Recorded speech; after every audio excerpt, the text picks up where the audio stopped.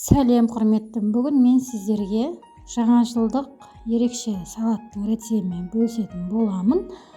Видеоны соңына дейін қараңыздар, пікір жазып, менің каналыма тіркеліп кетуді ұмытпаңыздар.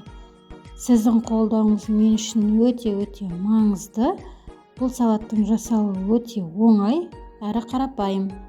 Мен алдын ала барлығын турап алдым. Піскен ет, қияр, піскен жұмыртқа, піскен картошка, піскен сәбіз керек болады.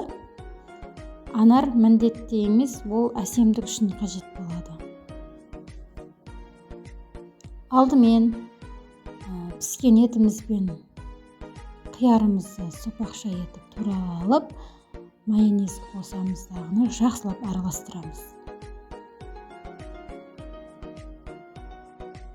Келесіде етіміз дайын болған екен, таза ыдысымызды алып, бастапқы қалпын бастаймыз, яғни салатымыздың бірінші қабатын жасаймыз. Келесіде сәбізімізді саламыз, біркелкі етіп барлығын үстіне қойып шығамыз. Аздап тұз себуді ұмытпаңыздар.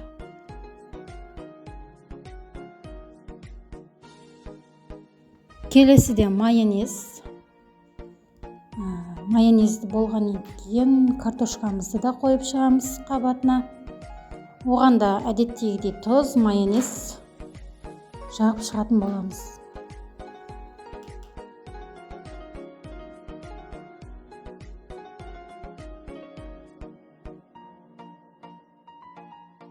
Жұмыртқаның сарысын саламыз, ағын соңынан керек болады, сол себепті сарысын жағамыз бірінші.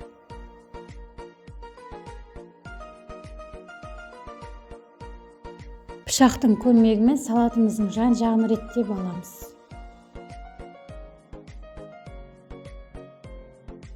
Жұмыртқаның ағын ең соңғы қабаты етіп қойып шығатын боламыз. Видеода көрінбей қалыпты, салатымыз көтеріліп, биік болып шығатын болады. Қаласаңыз, барлық шетіне жұмыртқаның ағын жағуға болады. Мен олай жасамадым. Тек төбе жағына қана ақты, яғни жұмыртқаның ағын қойып шықтым. Ал жан жағына жұмыртқаның ағын әсемдігі үшін тағы да қойып шықтым.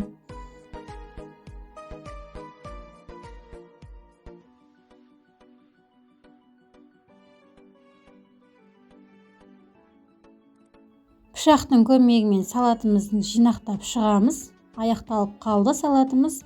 Анар міндетті емес, бірақ әсемдік үшін пайдаландым. Жан-жағының барлығына, төбесіне анарды қойып шығатын боламыз.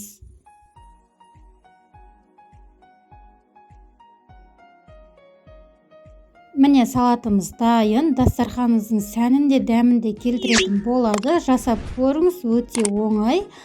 Ас болсын, менің каналыма тіркеліп пікір жазуды ұмытпаңыз. Мен сізді каналымда күтем. Сау саламатта болыңыз, аман есен менің каналымда кездескенше.